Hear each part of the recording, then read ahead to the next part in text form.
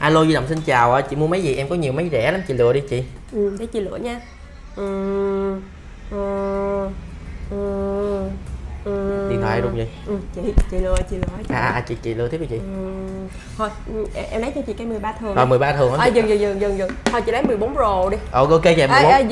Dừng. Em lấy cho chị 14 Pro Max đi, 14 Pro Max. Chị bên giao thông hả? Sao chị bắt em dừng hoài vậy chị? Vậy chị lựa đi. Chị chốt giùm em cái.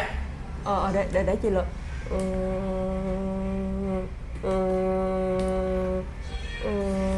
Chị chị lựa được chứ chị? Chị đang lựa, Chị lựa em, khách đang đông á chị lựa em chị. Rồi để chị lựa. Chị. Không mấy giờ mình qua bển mình ngồi mình lựa em đi chị. Rồi qua bển ngồi lựa em ha.